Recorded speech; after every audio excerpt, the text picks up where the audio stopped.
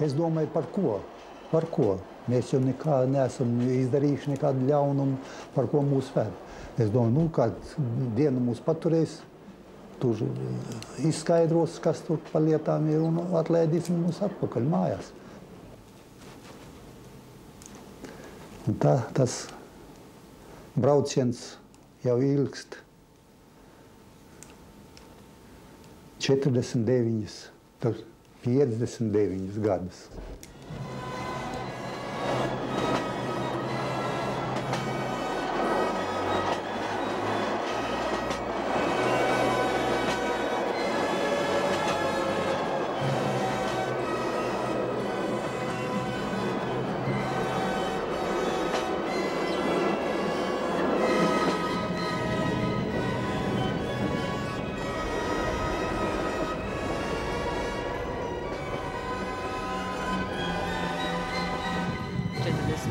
Gadā nāca atkal jaunais izsūtījuma vilnis un tā atkal uz Sibīriju aizveda.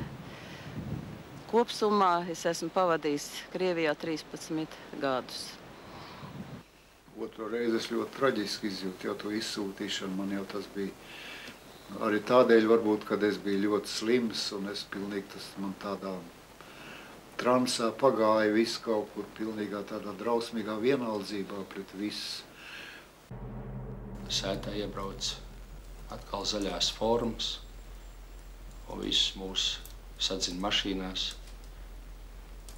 Pēc tam noskaidrojās papīros, ka es šais sarakstos neesmu, un man no šīs mašīnas izraidīja ārā. Es paliku viens pats toreiz Ēdolē, pie izpostītas mājas, Kažoka mājas. Es no tāds tuvuma cietuma aizrakstīju mammai vēstuli, tādu, kad iespējams, kad es braukšu atpakaļ. Bet es nerakstīju, ka es esmu cietumā. Mamma to vēstuli bija saņēmusi. Un nomirusi ar to uztraukumu šausmīgo.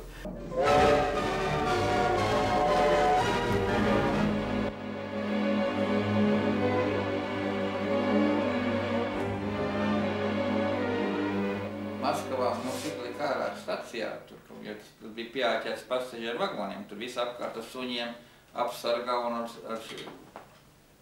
cilvēki iet garām un runā. Nevar saprast, kā var būt bērni apcietināti, mazie tādi, kopā ar noziedzniekiem visiem. Un tad mūs ielika cietumā, slavenā cietumā. Es esmu sēdējis Kristī cietums, ja, to visi zina.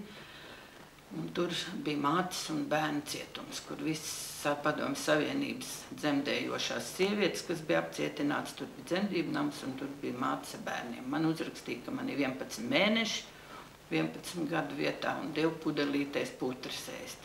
Tad man aizveda uz Kirovu, uz Vjatiku. Es zināju, ka tur man ir bijis tēvs un ka viņš ir miris, vai ne, jo pa to laiku, kad es atgriezos, tad man jau bija dokumenti par viņu, kad viņš ir gājis bojā 42. gadā. Man bija briesmīga sajūta, jo es domāju, ka es varbūt esmu taisni tajā pašā cietumā un tajās pašās kamerās varbūt, kur viņš ir bijis. Es nevaru, man acu priekšā ir tie šausmīgi skati, ka 2-3 vecus cilvēks redzēja atstāts vagonā slimus.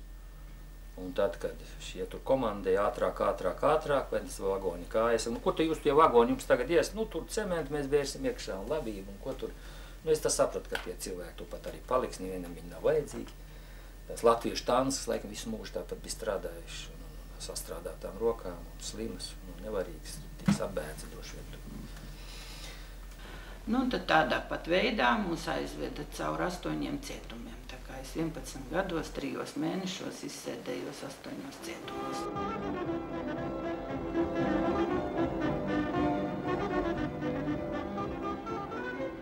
Es morāliski biju galīgi sagrauta pēc šī ceļojuma.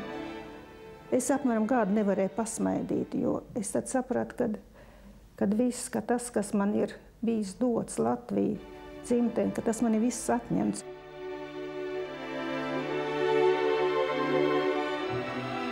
Nu, tad senīgi Krasnēs cietumā, tad tur jau bija drausmīga kamera. Es sakāt 50 cilvēku laikam, un tad tur bija tik karsts, nebija ko elpot, tad tās bijām kopā ar visādām aurkām. Mammu gandrīz viena gribēja nodurt, jo mammai bija tāds pulkstenis vēl pirms kara laika. Zelta tāds maziņš, un viņa naktī rāpās. Pāt viņai tā nāzi, kā es tagad atceros pilnīgi, un es sāku atkal kliegt, jo mēs gulējām tādos tālāk, un beigās to sievieti izņēma no mūsu tās kameras ārā. No Novosibirskas līdz Tomskai, un no Tomskas ar pēdējo kuģi atpakaļ līdz Karkasakai. Galu galā uz pavasara pusi aizsūtīja aizved ar mašīnām uz Jeņisejsku. 375 km laikam bija no Krasnējas līdz Jeņisejskai. No vienam sakot, mūs ved ar vaļēju mašīnu pie 40 grādu temperatūrā bija. Ar vaļēju mašīnu salika mūs visi iekšā. Kraties tā neaugstā mašīnā. Sniegs, augstums, putens. –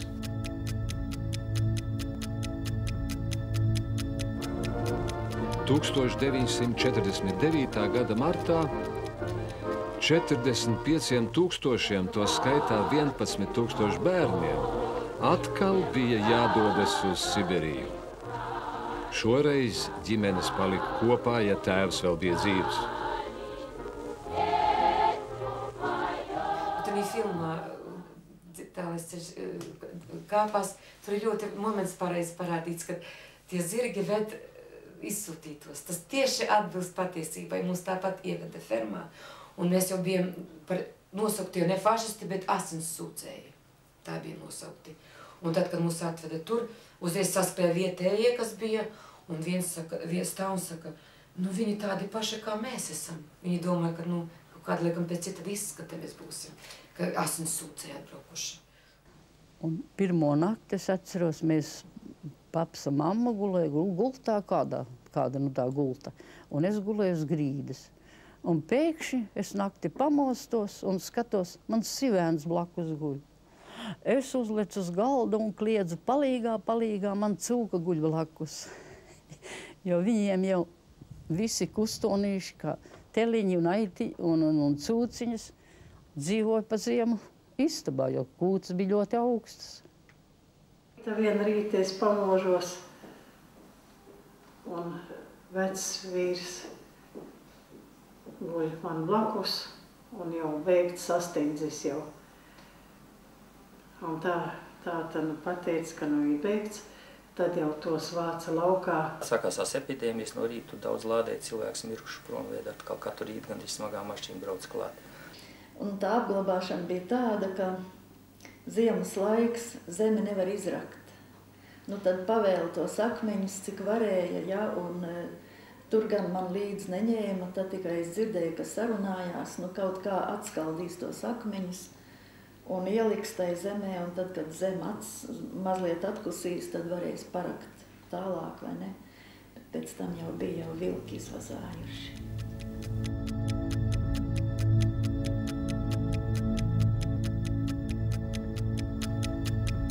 Komandants atnes žurnālu, tur bija vārds uzvārds uzrakstīts, un обязуюсь не покидать место жительства до 61 года. Ja mums jau arī toreiz teica, ka jūs parakstaties uz visu mūžu. Man bija skaidrs, kad es Latvijā, diezinu, vai atgriezīšos. Kaut gan tā cerība jau nekad neatstāja. Vienmēr jau tomēr cerēja, bet...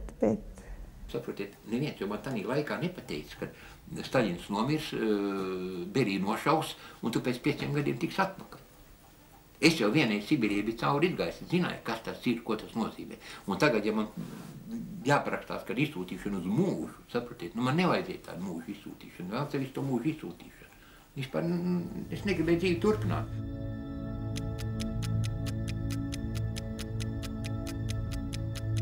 Vienīgais tas jāsaka, tie cilvēki bija ļoti labi mums apkārt, jo visi tie, kas dzīvoja tādā ciematā, Čuļskai gari, kas saucās, tie visi bija kādreizēji izsūtītie. Un viņi pret mums arī bija ļoti ļoti labi, jāsaka, šie cilvēki. Viņi mums sākumā, kad mums gāja grūti, viņi mums nesa pienu un maizi nes, un kas viņiem pašiem bija kaut kur, tas bija apbrīnojami.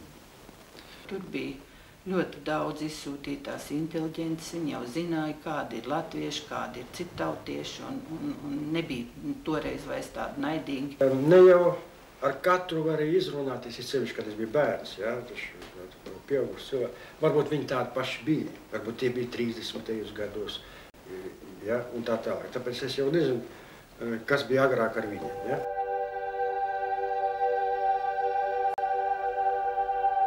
Apmēram kā 3 kilometri uz augšu pa upi. Otrā pusē stāvēja jau, bišķiņ sākusi, kā saka, pussajukus tāda. Koku sēta, dēļu sēta ar pussabrukušām barakām un vienu ložmetēju torni. Tā pajautāja vienreiz vienam no vietējiem, kas tā tur ir. Šeit 39. gadā esot bijuši atsūtīti poļu virsnieki. Un šauti viņi neesot. Viņi vienkārši esot izģērbti veļā un atstāti tajās barakās Sibīrijas salā ziemā. Un tā viņi tur nosaluši. Un tie, kas gribējuši bēgt, tie bija nošauti. Tas interesants fakts, ka visām apsēm, kas tur auga apkārt, mizā izaugumi tādas kā krēvis no lodēm palikuši.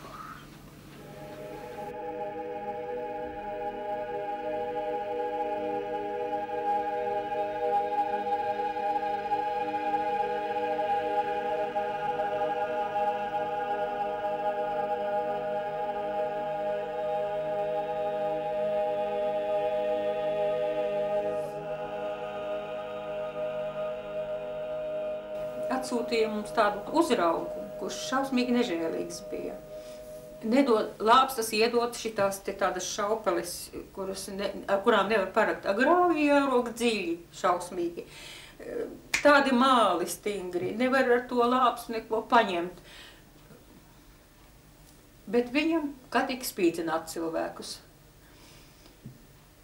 Nopelnīt tur mēs gandrīz neko nevarējām. Knapi maizē tur pietika. Bet bija mazliet vieglāk nekā pirmos gadus. Es sāku strādāt par mednieku. Man vajadzēja, bija līgums man ar kolhozu, man vajadzēja ķert visus šos sīkos dzīvnieciņus, burundukus un kurmis un tās bizām žurkas. Mums izdevās nopirkt māju. Māju, tai māja bija platība 14 kvadrātmetri. Tā bija tāda uz pusi ierakta zemē, ja. Viņa no dēļiem bija, un starp dēļiem bija zeme. Tad pat ne smilts, ja, bet neskaidrs, bet vienkārši zeme, ja. Bet tā bija tomēr mūsu māja, saprotat, tur bija kaut kāds dārziņš, kartupeli izaudzināt. Tā ir partijas un valdības gādība par tautas labklājību. Paldies dārgajam Staļinam! Un cik mēs naivi bijām, ka es atceros 5. klasē mācījos Sibīrijā lasīt tādu kā referātu maz bija jālasa klases priekšā un nobeigt ar teicienu paldies, spasība tavariša Staļina za naše счастливое детство. Saprotiet, kāda mums bija. Bērns palika bērns, jo ko viņam saka, to laikam daram. Tas psiholoģiskais moments, ja? Es to ļoti labi izjūtu vēl šim laikam, kad tu esi nekas. Tas ir līdz 56. gadam, ja? Mēs jūtamies tā kā ar mums var visu ko izdarīt, ja? Var nolamāt, var kāds rupjības pateikt. Tāds vēstures stundā bija gadījums, kad man aiz muguras tur sēdēja viena no klasē Miliča dēls, Un tam katru stundu bija jāsaka latiš, kudā litiš un vēl tālāk. Un vienreiz vēstures stundā es kā apgriezos, kā es viņam situ kulaku pa galvu. Tad viņš bija zem sola. Nu, visi bija nobijušies, ne tikai es. Un stunda beidzās, vēstures skolotājs saka, visi ejiet ārā, Virkmeņis astaņica. Es domāju, nu būs slikti.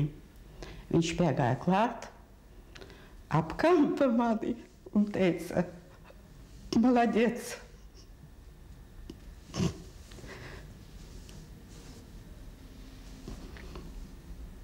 Правильно сделала, но больше так не делай. Protams, visiem bija bailes. Laikam vecākiem bailes bija no bērniem. Nu, es nejūtos, ka man būtu bailes. Es biju vienmēr aizsargāta it kā. Jo es vienmēr jūtu, kad ir mamma, kura par mani rūpējās. Es daudzreiz redzēju, kā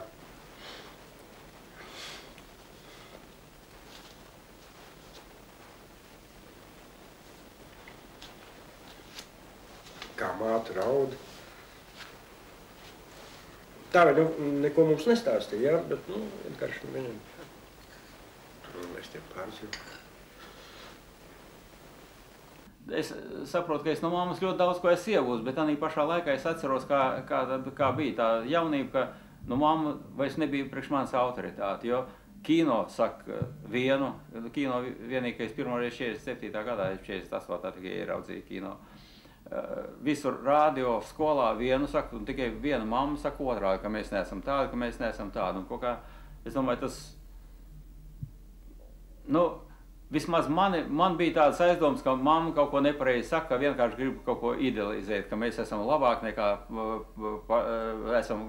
Man visu laikā likās, ka tomēr kaut ko kādreiz mēs esam izdarījuši slikti, ne jau pavilkt mūs izsūtīja, jo tā propaganda un tas spiediens no skolas puses un visu no apkārtējo puses bija tik spēcīgs, ka man tā likās, ka kaut kas nav tīri no mammas puses. Un vairāk es pat ticēju tiem, kas apmeloja mūs, nekā vienīgai mammai, kas vienīgā teica, ka tomēr tāds nav.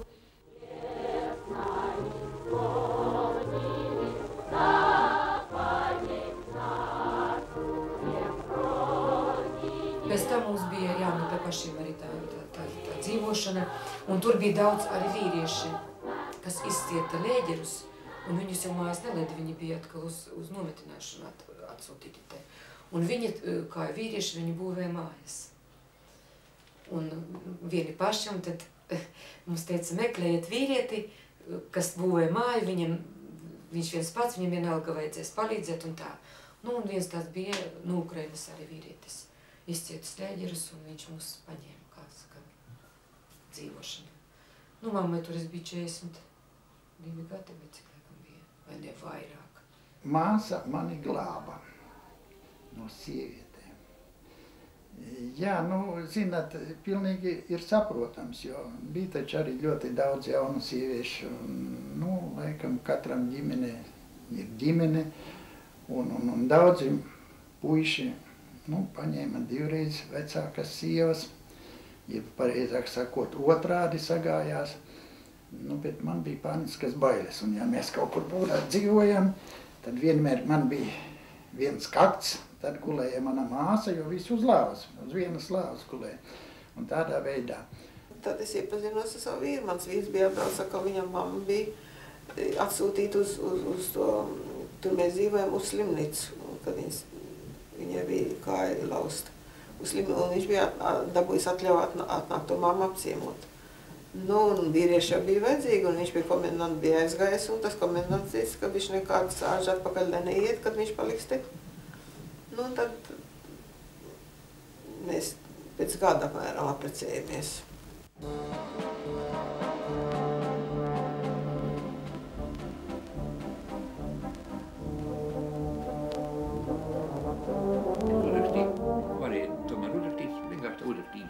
Kur es esmu, vēl tie pabērsēju, tur viens skolas direktorē. Mēs bijām ļoti labi iedraudzējušies. Viņa teica, ja tev būs vieglāk, es pamatīšu visu, tad būšu pie tevis. Viņa atbrauc pie manis, un tur mēs apprecējāmies 4. septembrī manā vārdienā. Tā kā viņi, zinām, mērā atkārtoja to dekabristu. Sievu un Dīgo varoņu darbu. Viņa pat Artelī strādāja viens itāls, tur pulksteņus remontēja un darījās. Nu, es ar viņu iepazinamies un tā, un sagājām kopā mēs nedzīvojam, tāpat tās nav viena, kad man piedzimst dēliņš. Nu, tagad gadu vai vairāk laikam mums piedzim meitiņa. Tāpat Sandra. Vairāk bērnu mums nebija. Jo mēs uzskatījām, ka Sandra tūlītās paņēma atkal komendantūras uzskaitē, ka vairāk mēs vergs nepasūtīsim.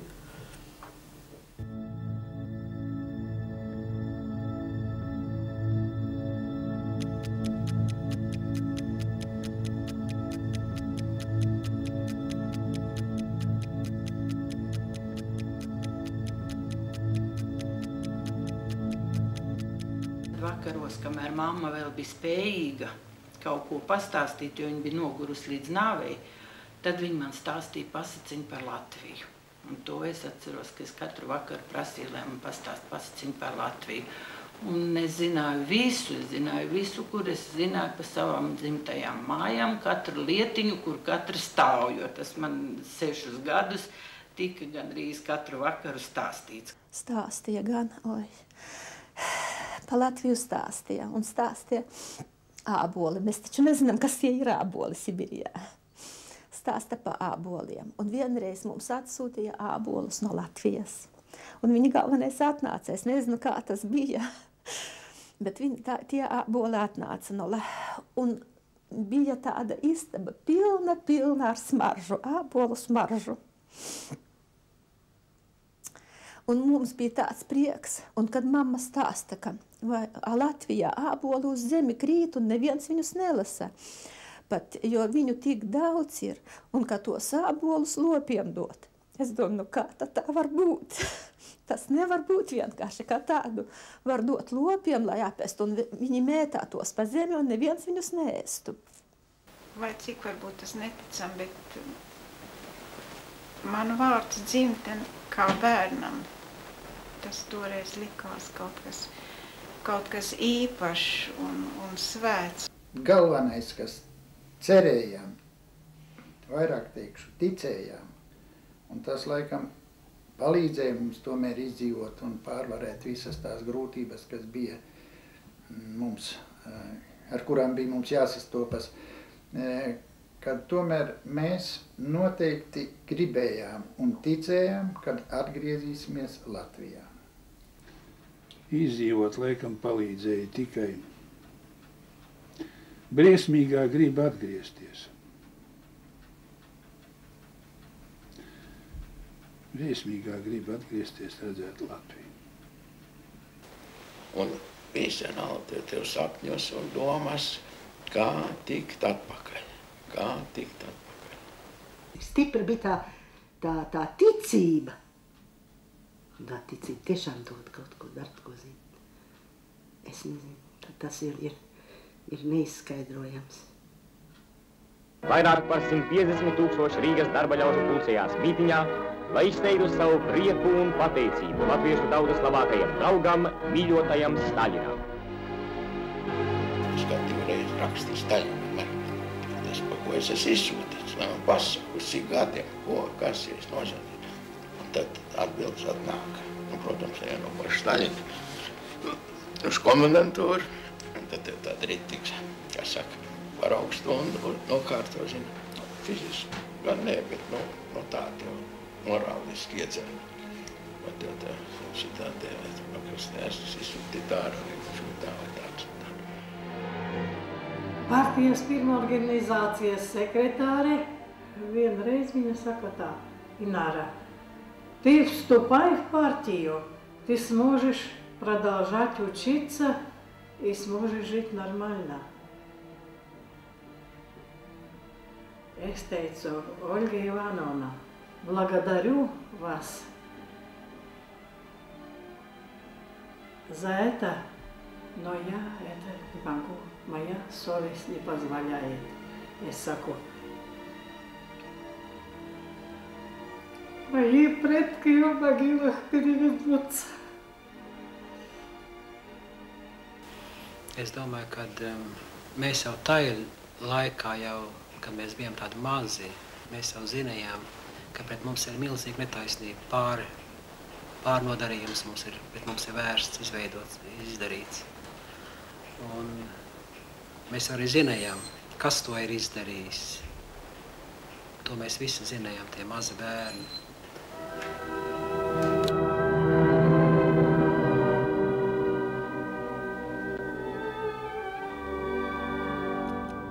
1953. gada 5. martā Padomju Savienību satricina ziņa: miris nemirstīgais Josifs Visarionovičs Staļins.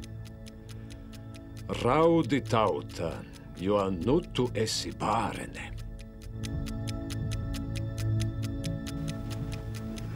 Tā bija kaut kāda dīvaina sajūta, un māte vēl pateica, ka Dievs viņu sodīja. Nu, ir zināms, ka viņš nevarēja jau viņam nebija rīcības spējas pēdējā laikā tajā momentā. Un es aizēju, kā cilvēku pārdzīvo, un tieši brīnums bija. Mums bija vācu valodas stunda, un tagad paziņo par radio, ka nomira Stalins. Un tagad visi raud klasē. Man viena asaras nenāk.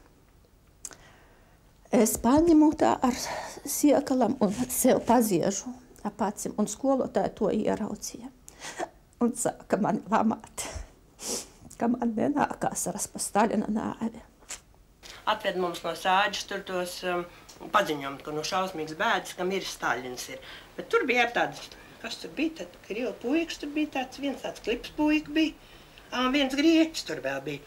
Un tam grieķim bija ballalaika, un mēs tik lustīgi ballos taisījām. Lustīgi ballu meitenes dzied un danco un kazačoku, kā es meitenēm samācīju visādas valšas un fokstrots. Tur sapirk šnabu un kā 8. marts un viss vainās sāk liksmot. Un komendantūra un miliķis klāt, vai ne? Mēs liksmojam, jā. Izsūtītie un tā, un gandrīz mums tur troliņš ir tie miliķis un tie komendantūra. Raud visi. Es domāju, laikam tiks uz māju tagad.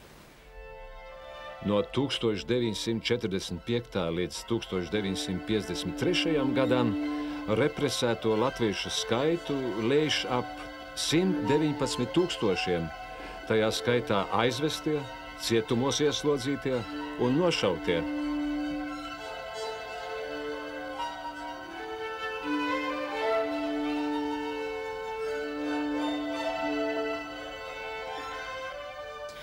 Un tad es domāju tā, bet kaut kas jādomā ir. Es paņemu mudīgi savu biežu tintu un rakstu uz Maskavu Maļenkovam. Un kad es tomēr esmu neatzīst, ka es būtu vainīga kaut kādā nodarībā, un kāpēc mēs nevar dzīvot savā dzimtenē. Un pēc mēneša atnāca oficiāla atbildi, tādu un tādu, no Paceļēņiņas atbrīvot un var braukt uz Latvijas Republiku. Tā es tik māja mamma vēl, es pat mammu nepieminēju, ne brāli, neko. Faktiski jaunībā jau cilvēki laikam briesmīgs egoists, es nezinu. No viņa mierīgi palika, un es mierīgi traucos ar savu koku čemdānu mājā. Mierīgi. Bez nekādām domām, ko no es te iesākšu. Staļins jau bija nomiris, bet mani atpakaļ uz dzimteni nelaid, tāpēc, ka sodīts ir izsūtījumā, un sodīts ir ar 10 gadiem un 5 gadiem nometinājumā. Un tā man tur bija jāpaliek nometinājumā, un tad sākās to tajā pilsētiņā Zāzjornā es varēju tikai dzīvot. Tad pagāja kāds laiciņš, tad es jau varēju dzīvot pa visu Rībinski rajonu, tā saucamā, par visu Rībinski rajonu. Tad es varēju sākt dzīvot jau par visu Krasņarskas apgabalu. Tad es varēju dzīvot pa visu Padomju Savienību, izņemot Latviju. Te es 56. gadā decembrī kaut kur dabūju ziņu, ka es noņemts no uzskaits un man iedeva pasu, ko es varu braukt uz Latviju. Mammu atbrīvoja no izsūtījumu, jeb rehabilitēja 55. gadā. Pat cik bija palicis vairāk bija pa pusgadu līdz manu tehnikumu beigšanai. Viņi nebrauc uz Latviju un sagaidīja mani. Kad māte saņēma pasi, tad viņa saņēma pasi 56. gadā. Mēs vēl ne, jo viņa raudēja. Tāpēc, ka beidzot tā izziņa bija anulēta. Un viņa varēja braukt, kur viņa vispār, teoretiski vismaz, kur vēlas. Tam pasēm bija zināmi sērijas, pēc tam sērijām saprata, vai lielās pilsētās drīkst pierakstīt vai nedrīkst. Izdeva mums tādas pases, ar kurām uz Latviju aizbraukt varēja, bet Rīgā pierakstīties, Latvijā pierakstīties nedrīkstēja. Es atgriežos Latvijā ar norādi 110 kilometrus no Rīgas.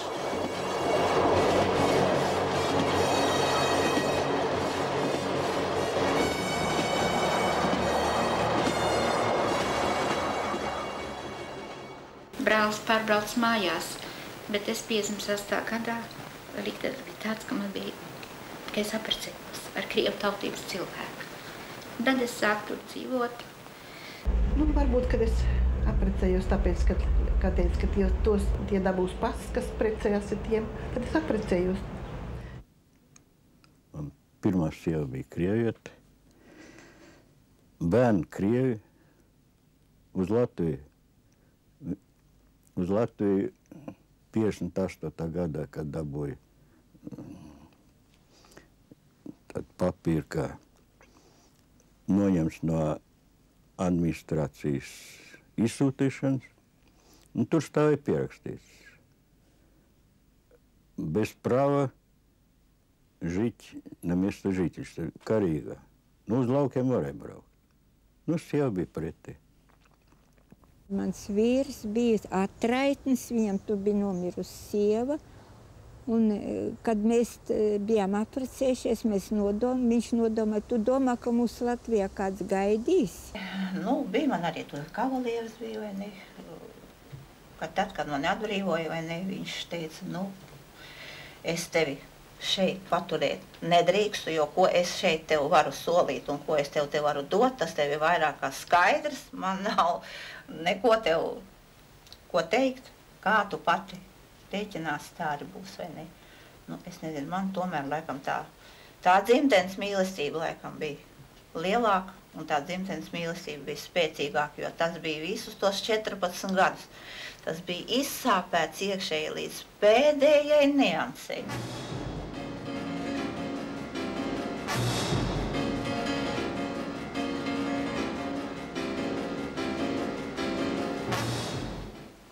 Mani rasām ieraudzīja, ka vajag iet dienestā. Kamēr es biju tāds izsūtītais, tad man dienestā neņēma. Es to pārdzīvoju, ka mani neņem armijā. Jūs zināt, ka viss pazīstams draugs ņem armijā, un man neņem. Tā ir tāda diskriminācija. Es to milzīgi izjūtu. Es jau lielāko prieku aizgāju armijā, ka man paņēma. Jo es jūtos tomēr, ka mani beidz vajāt. Vainkamatā komisijas sēdē, tur viss priekšā, kā saka, nozīmēt. Viens no tiem komisijas locekļiem, cik es sapratu, laikam kāds partijas locekļs bija, teica, paskatoties uz manu to visu strojbat. Un tur jau zināja, ka es esmu bijis izsūtīts, un pa 3 gadiem, es zinu, ka daži brauc pa 3 reizes atvaļinājumā, bet man lika manīt, ja es iestāšos komjauniešos, tad es varēšu arī braukt atvaļinājumā, bet tā es ar 3 gadiem nereiz nebiju mājās. Armijā es sāku just, ka man pa daudz tīra krievu valoda. Man krievu neatšķīra no krieviem, un tad es sāku speciāli runāt ar akcentu, bet man nesajūst viņiem. Grūti pat aptvert, ka jau aizritējuši 20 gadi. Tad, kad es atgriezos Rīgā un kad es redzēju to dzīves starpību un to, kā mūs nicināja, kā mūs neturēja pat cilvēkiem. Tā kā divkāršas personības es tā, ja tu īsti neesi, ne tu tā īsti esi latvietis, un sevišķi tad, kad mēs pārbraucam, kad visi te uzskatīja apmēram tā kā zemākas kategorijas, jo tāda bija domāšana latviešiem. sekoja visu laiku, nepierakstīja mūs. Nepierakstīja, vienkārši nepierakstīja, pateica, mēs pierakstam tikai tos, kuri nāk no Krievijas ar nosūtījumu, kurus speciāli sūta no turienes. A jūs nevaram pierakstīt un cauri. Tad jau bija tāds interesants likums, ka tev jāatrod 12 kvadratmetri, kur dzīvot, un tad tev pierakstīs tur vispār. Un 12 jeb 8, kad nesamelo tikai kā tad bija tas likums. Nu, ja tu neesi pierakstīt, tad tu nevar dabūt darbu. Vispār tas tā karnevālis, kurš bija uztaisīts. Es vēl to neesmu noskaidrojis, un es negribu to rakņāties un skaidrot arī. Vai pasēs bija kāds šifrus numurā, ja nebija iekšā. Es nezinu šitādiem cilvēkiem, o to es nezinu. Bet kāpēc es sarunāju darbu, man jau kāds specialitāte nebija pastāvnieks skaitījos, es maz strādāju pastāvnieks, cik es strādāju. Bet, ka paņemam pasta apstāst, nevajag man. Kāpēc? Man bija piegriezējis diploms un studentu neklātienē mācījus Maskavas Šveina tehnoloģijas 2. kursā. Un es tos papīrus parādus, jo nevajag. Un avīzē, kad universāli veikalā vajag piegriezēju, kā paskatās, kā no Krievijas nevajag. Biju aizgājusi uz prokuratūru Raiņu bulvārī. Nu, tāds, es varu iedomāties, cik es tādu nožēlojami biju apģērbusies 16 gadu vecumā. Un es aizgāju un prasīju, es gribu zināt, kur mans tētis ir, vai viņš ir dzīvs un par ko mēs esam izsūtīti. Un tad man atbildēja, vырастешь, всё поймёшь. Es pat biju aizgājis uz partijas komiteju. Es ieju iekšā, es viņam sāku runāt ar to partijas sekretāru. Viņš teica, jūs esat partijas biedrs. Es teicu, vēl nē. Viņš teica, bet ko te jūs pie manis meklējat? Es teicu, palīdzību. Es teicu, jums taču jāgādā pa visiem cilvēkiem, vienalga kāds ar viņš nebūtu. Viņš teica, es jums ieteiktu braukt atpakaļ. Tur arī dzīvo cilvēki. Ko jūs meklējat šeit?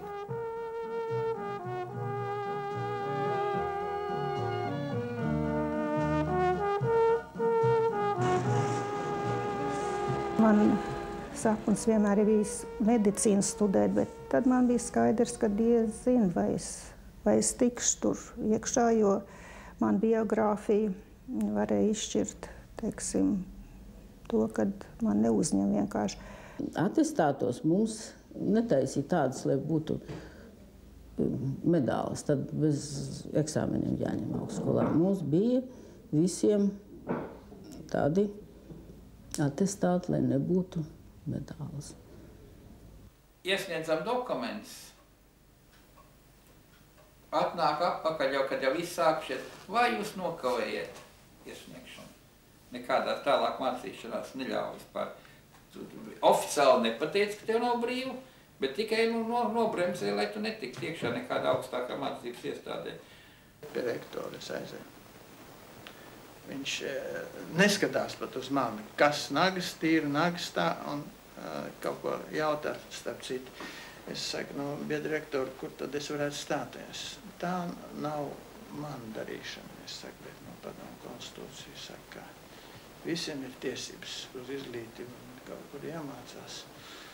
Viņš nosarka un pieliec kājas, saka, vācaties ārā.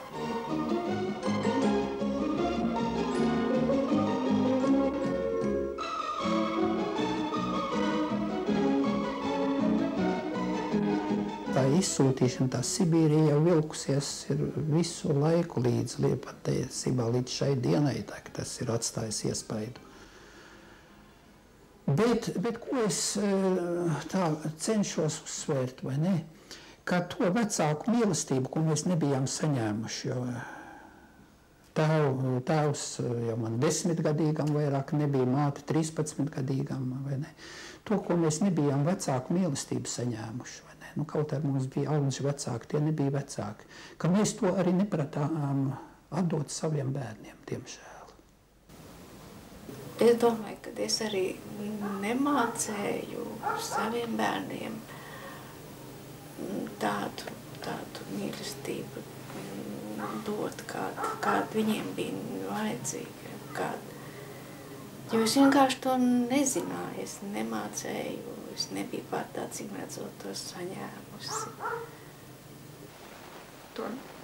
To badu var aizmirst, var visu augstumu aizmirst, bet nevar aizmirst tieši to, ka tu esi audzis bez vecākiem. Tas ir ļoti, ļoti smagi. Es pat atceros sibiriešu bezgala apskaudu, kuriem bija tēvi tiem vietējiem. Nu, pēdējais pļēgurs, pēdējais dzērājs, jā.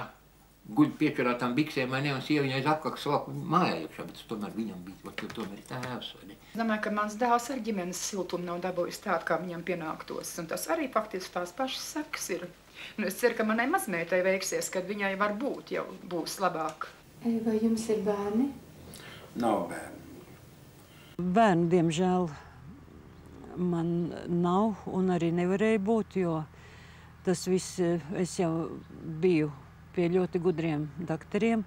Man izmeklēja no galvas līdz kājām un pateica, ka tas tev ir viss pārsalšanas, bada un, nu, es nezinu, kādu vēl tur rezultātu, tur veselu garu to diagnozi man uzrakstīja. Un man arī ieteica, kad nemēģināt. Nē, nav bērnu mums. Es jau, līdz 50 gadiem gaidīju, kad, būs, ja? Man jau ļoti gribējās bērns, ja?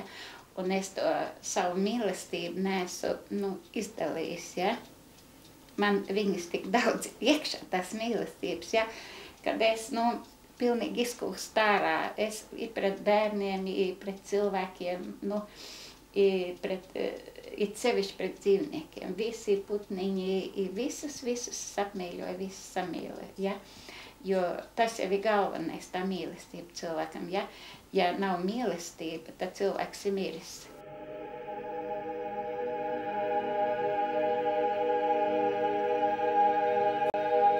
Dikti jocīgi tas viss ir, bet tā tas sanāca, un es laikam neesmu vienīgā.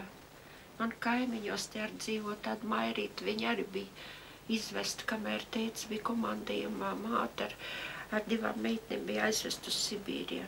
Kad atgriezās, viņa tomēr vēlāk apprecējās ar Krievu, arī es apprecējos ar Krievu. Un dikti ilgi nevarēja sev to piedot. Bet viņi man teica, kā tu nesaproti, mēs izaugām citā vidē, mēs bijām citādāki. Mums te kulturālie cilvēki nevarējām piederēt viņiem kaut kā tā. Man ir dēls un meita, ir maz bērni.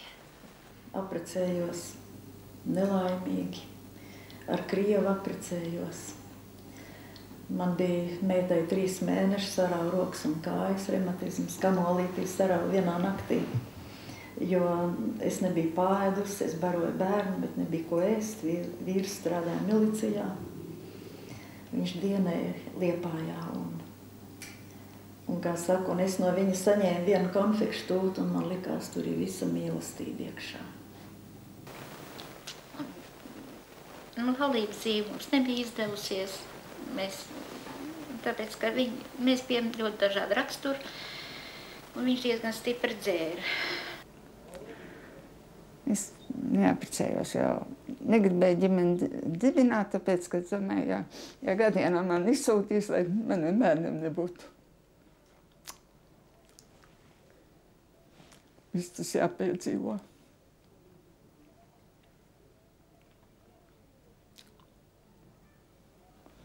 Jo garantijas jau nebija tad, ka var neizsūtīt. Nikita Kruščovs 1956. gadā paziņoja, ka represijas ir bijušas nelikumīgas un pie tām vainīgs Staļina personības kults. Šoreiz beidzot reāli pavērās ceļš uz mājām.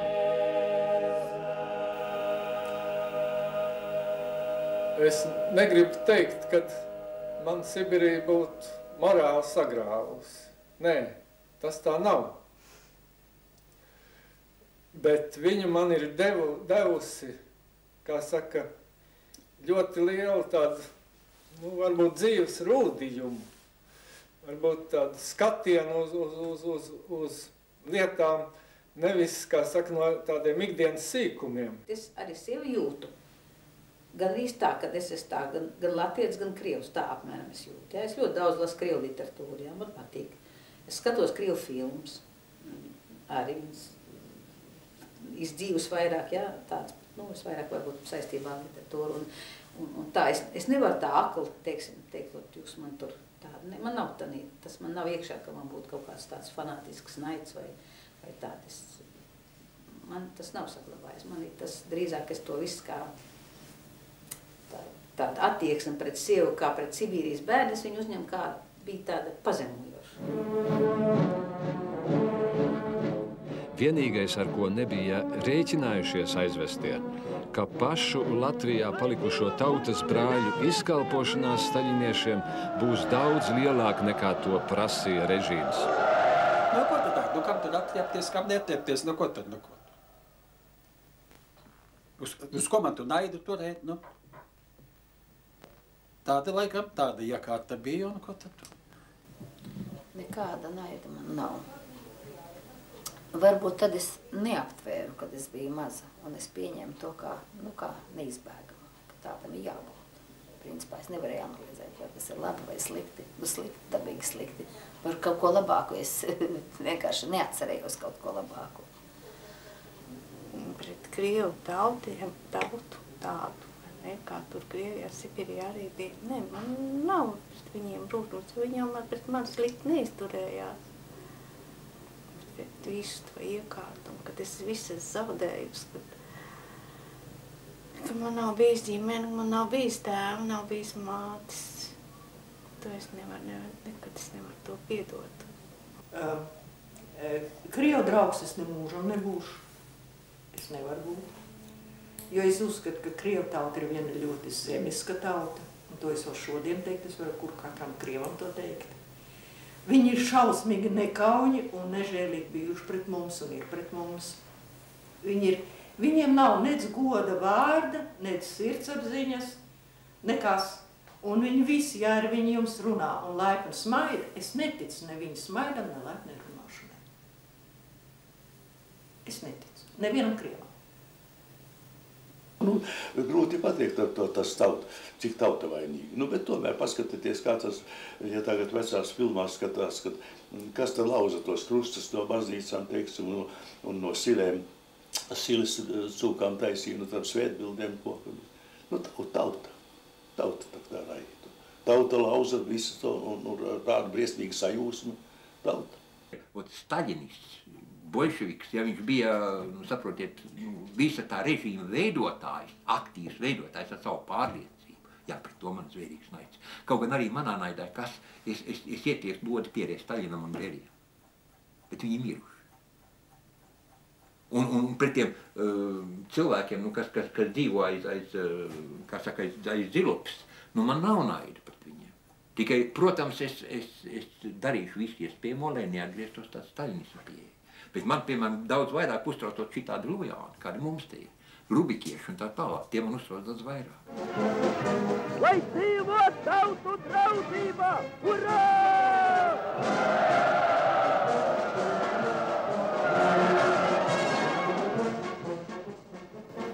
Es to visu šodien redzu, kā kādreiz varbūt filmā skatītu, kā kaut ko tādu apmēram. Man vairs nav aso pārdzīvojumu. Es pat varu sacīt, piedevs esmu visiem tiem, kas tur ir zilcepurēm. Jo beigās sirdsapziņu viņas viss piebeigs ātrāk par maniem lāstiem. Un katrs jau zina, ko viņš ir darījis. Es, protams, nevaru piedot tiem cilvēkiem, kuri parakstījuši nāves spriedums un kuri šāvuši. Tā ir cita lieta. Tur jābūt ir tiesai. Diemžēl tikai viņš nebūs. Otrs Nirnbergas nebūs. Un tā ir cilvēks lielākā kļūda, kas ir pieļaut, ka komunisms, ka bolševisms netop tiesāts. Mums vismaz Latvijai vajadzēja aprēķināt visu to un šeit celt gaismā to, kas pie mums ir noticis un tiesāt kaut vai šeit. Mums ir jāzina, kas viņi bija. Un lai tas nekad vairs neatgrieztos. Un saprotiet, ja mēs aizmirsīsim šito visu, ja mēs aizmirsīsim 41. gadu, ja mēs aizmirsīsim 49. gadu, tad tie var atgriezties. Ja mēs viņus neaizmirsīsim, tad viņi neatgriezīsies. Tā ir man pārliecība.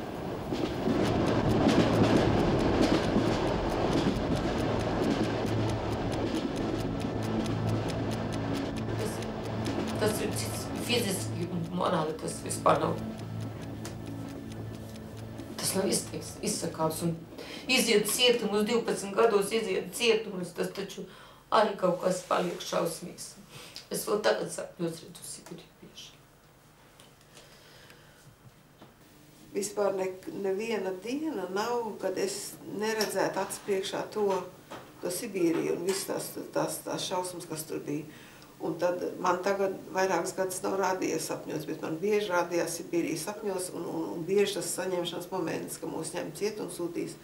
Un tad tai sapnī es domāju tā, pagājušais tas bija tikai sapnis, šoreiz atkal tas ir pa īstam.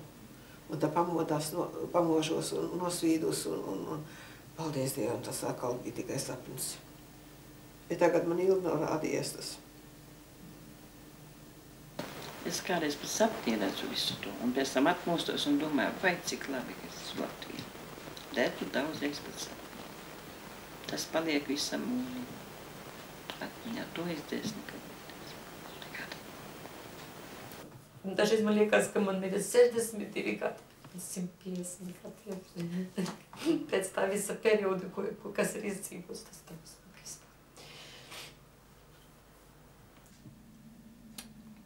Laiks bija šausmīgs. Par ko? Vēl šodien to nevar pateikt, un neviens atbildē. Kāpēc? Un galvenais tas ir, kādēļ tas viss, jā.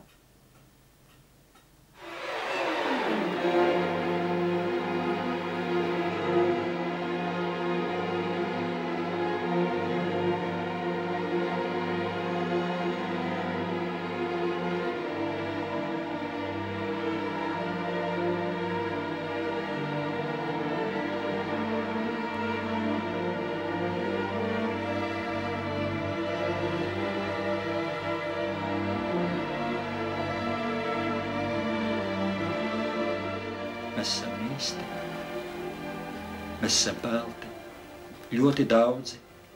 Vēl šodien es presē varētu rāsties, ko tie represētie. Es gribētu pateikt vienu, paciešaties. Paciešaties vēl drusku.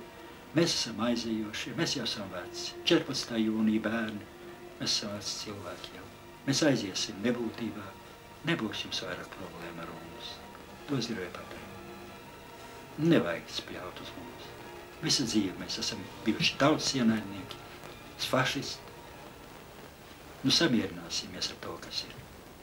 Savā ziņā es esmu dzimis Laimas Krekliņā, kad esmu izdzīvojis un esmu radījis arī paliekošas vērtības bērnu, mazbērnu. Dzīve esam, paldies Dievam.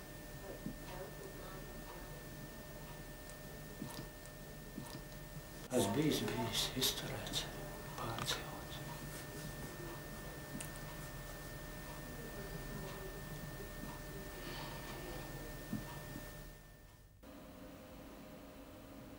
Dzīve rit uz priekšu un viņi ir jādzīvo.